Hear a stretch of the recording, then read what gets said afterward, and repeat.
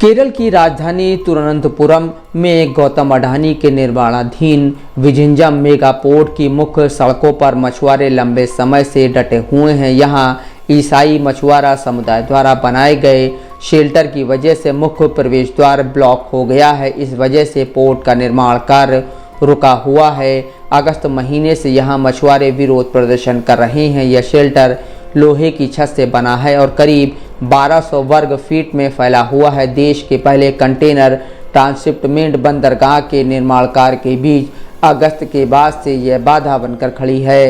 प्रदर्शनकारियों ने यहां बैनर लगाए हैं और विरोध प्रदर्शन में शामिल होने वाले लोगों के बैठने के लिए 100 के करीब कुर्सियां रखी गई हैं। यहां बैनर भी लगाए हैं जिन पर लिखा है अनिश्चित दिन और रात का विरोध। हालांकि किसी एक दिन धरने में भाग लेने वाले प्रदर्शनकारियों की संख्या आमतौर पर बहुत कम हो जाती है। न्यूज़ वेबसाइट DW के मुताबिक 49 साल के जैक्सन चुंबकथमन हर रोज़ अपने परिवार के साथ प्रदर्शन में शामिल होते हैं। जैक्सन ने DW से कहा, मेरा घर समुद्र के किनारे पर स्थित है और पिछले साल हमने बोरी में रेत भरकर किसी तरह से अपना घर बचाया था। अब अगर इस बंदरगाह के कारण पानी बढ़ता है तो मैं अपना घर और परिवार खो दूंगा, इसलिए हम यहाँ विरोध कर रहे हैं।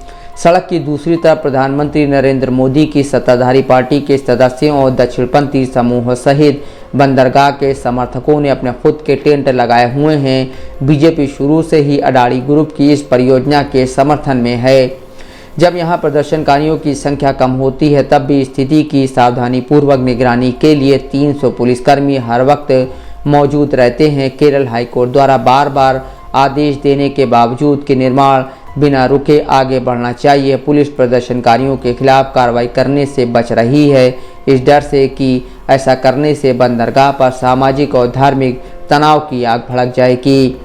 दुनिया के तीसरे सबसे अमीर शख्स अडानी के लिए 7,500 करोड़ रुपए की लागत वाली यह परियोजना इस विरोध प्रदर्शन के चलते लंबे समय से विवादों में है, जिसका कोई साफ और आसान समाधान नहीं मिल पाया है।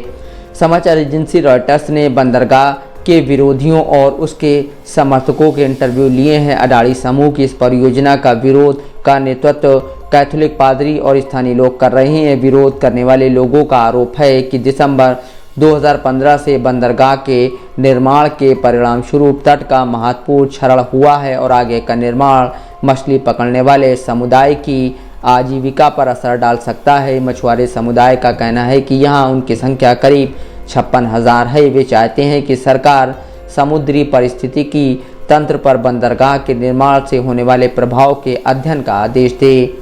अडानी समूह ने एक बयान में कहा कि यह परियोजना सभी कानूनों का पालन करती है और हाल के सालों में भारतीय प्रौद्योगिकी संस्थान और अन्य संस्थानों द्वारा किए गए कई अध्ययनों ने तटरेखा क्षरण के लिए परियोजना की जिम्मेदारी से संबंधित आरोपों को खारिज कर दिया है।